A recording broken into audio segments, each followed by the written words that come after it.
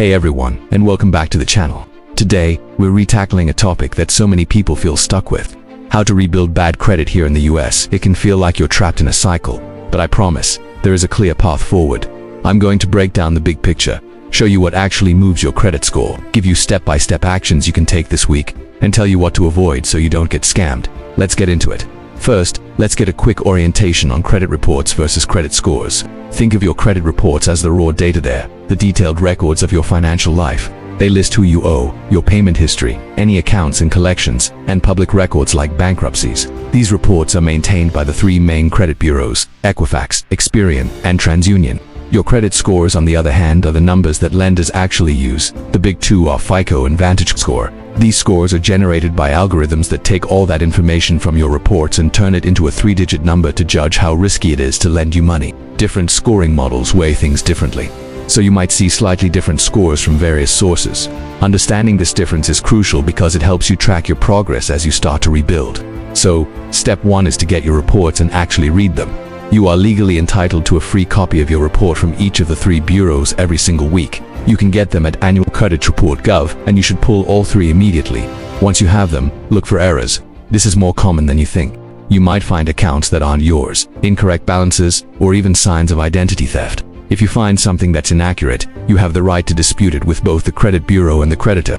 By law, they have to investigate your claim. Many people find that fixing these errors gives their score a faster boost than just changing their payment behavior alone. The best part, doing this yourself is completely free and very effective. You do not need to pay a credit repair company to do something you can easily do for free. Alright, step 2. Payment history is king. This is non-negotiable. The single biggest factor that drives your credit score is paying your bills on time, every single time. Even just 1 or 2 months of consistent, on-time payments can start to shift the trajectory of your score in a positive direction.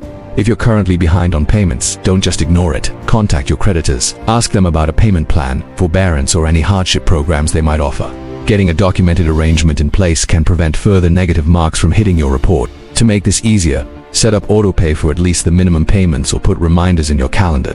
This simple trick removes human error from the equation. Over time, and this can take months to years depending on your situation, a solid history of on-time payments will rebuild the backbone of your creditworthiness. Now for step 3. Let's tame your credit utilization.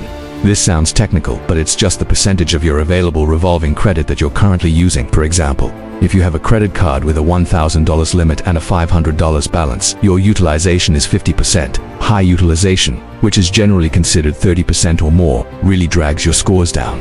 This is an area where you have some of the fastest leverage to see improvement. There are 2 practical moves you can make. The first is to pay down your card balances. Even small reductions help. The second, if you can do it responsibly, is to ask for a credit line increase on your existing cards without opening new ones. This instantly lowers your utilization percentage. Keep in mind that different scoring models weigh utilization differently, but improvements here can show up on your score reasonably quickly.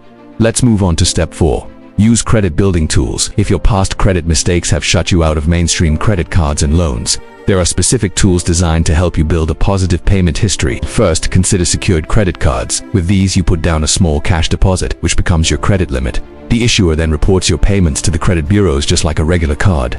A great strategy is to use it for a small recurring purchase like a streaming subscription, then pay the bill in full every month.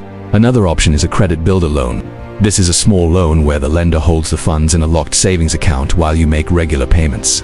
Once you've paid off the loan, the funds are released to you, and all those on-time payments have been reported. Finally, you could become an authorized user on a trusted friend or family member's credit card. This only works if the primary cardholder has excellent credit habits, a long history of on-time payments, and very low utilization. These tools won't create miracles overnight, but they will add positive trade lines to your credit report, which is exactly what you need. Step 5 is about dealing with collections and charged-off accounts smartly. An account that's gone to collections or been charged off by the original creditor can be a huge drag on your score. You have a few options here. First, verify the debt is actually yours. Collectors sometimes report inaccurate items, so make them prove you owe it. Second, you can try to negotiate a pay for delete, where you pay the debt in exchange for them removing it from your report. Be cautious with this. It's rare to get a guaranteed deletion, so get any agreement in writing before you send any money. You can also try to settle the debt for less than you owe. If you do this, be aware that the account may still show a negative status, like settled for less than full amount. Again, get any settlement agreement in writing. Also, Remember that most negative items will naturally fall off your report after 7 years. While time does heal some wounds, actively improving your habits is a much faster path to recovery. Which brings me to step 6. Watch out for scams and avoid costly services you don't need. The Federal Trade Commission warns that any company guaranteeing they can remove accurate negative information from your report is a huge red flag. You can dispute inaccuracies yourself for free. Credit repair companies that promise fast fixes or demand large upfront fees are often either completely useless or outright scams. If you feel overwhelmed and need help organizing a repayment plan, turn to a reputable non-profit credit counselor. They can provide budgeting help, debt management plans, and valuable education. The National Foundation for Credit Counseling, or NFCC, is a reliable and trustworthy place to start. Okay, that was a lot of information. So let's put it into a practical 90-day plan you can start right now. In your first week, days 1 through 7, pull all 3 of your credit reports, screenshot everything, and make a clear list of any and all inaccuracies you find. Start the dispute process for anything that's wrong. In weeks 2 through 4, build yourself a bare-bones budget. List your income versus your essential expenses, and identify at least one credit card or loan you can start making extra payments on, even if it's small. Set up autopay for at least the minimum payments on all your accounts. In your second month, if you need to build new positive history, apply for a secured card or a credit builder loan. Use it for small recurring charges and pay it off in full each month. If you're behind, this is the time to contact your creditors about those hardship programs. In your third month, reassess your balances and your credit utilization. See if you can shift payments around to get your utilization below 30%. Ideally, you want it under 10 to 20% for the faster score gains. Continue to monitor your disputes and see what progress has been made. Then, repeat this cycle. Small, consistent wins are what compound into major results. A common question is, how long will this take? There's no single answer. Factual negative items like late payments or collections can stay on your report for up to 7 years, and things like bankruptcy can stay on longer. However, your score can start improving in a matter of months if you begin making on-time payments and lower your credit utilization. A major recovery to good or excellent credit usually takes a year or more, depending on how severe the damage was. The absolute key is persistence.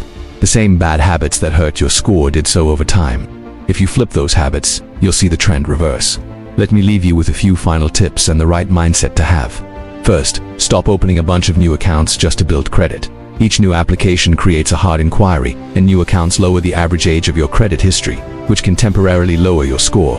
Instead, focus on making the accounts you already have look great. Pay on time, lower the balances, and only add one responsible credit builder tool if you truly need it. Use free, reliable resources like the FTC, the NFCC, MyFCC, MyFCO, and Experian's own website to educate yourself. Don't pay big fees to companies promising quick fixes that don't exist. And finally, celebrate the small wins. Seeing your utilization drop a few points or making it through one full month of all on-time payments is real progress. You are taking back control. Thank you so much for watching. I hope this gave you a clear, actionable roadmap. If you found this helpful, please give this video a thumbs up and be sure to subscribe for more content to help you master your money. See you in the next one.